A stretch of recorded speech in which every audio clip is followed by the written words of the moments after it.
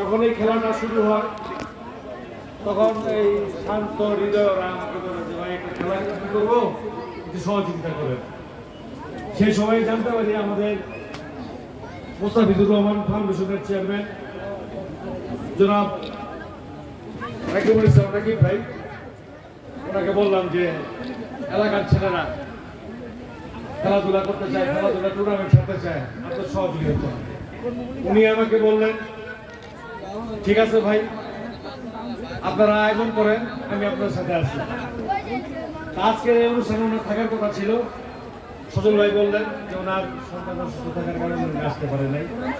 তবে উনি বলছেন ফোনে অনেকের সাথে কথা বলছে, এই আপনার এই আমাদের ফারুক ভাই, মনির ভাই, সবার সাথে কথা বলছে, বলছে যে আপনারা অনুষ্ঠান চালায় যান, আমরা আপনার সাথে আছি এবং ভবিষ্যতে আপনাদের সহযোগিতা করব।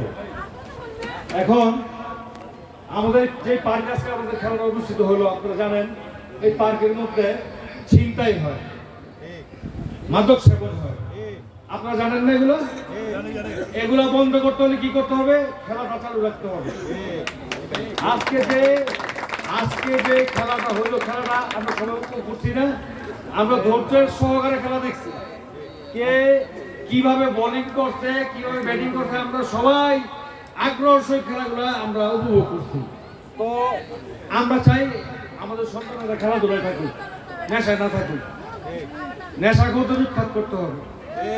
এই ব্যাপারে আমরা সবাই আছি।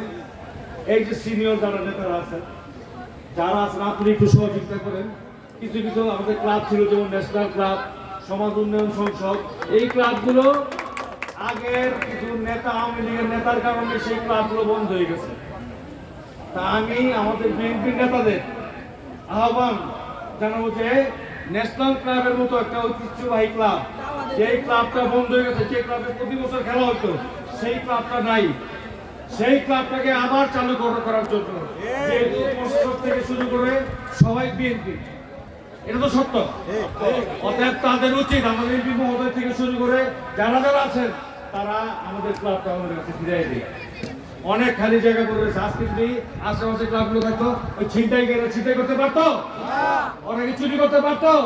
আজকে মানুষের মোবাইল ছিনতাই করে নিয়ে যায়, অনেকে রক্তাক্ত জখম করে। সেই সুযোগ না দেওয়ার জন্য আমাদের নেতাদের আমি আহ্বান জানাচ্ছি, আপনারা সহযোগিতা করেন।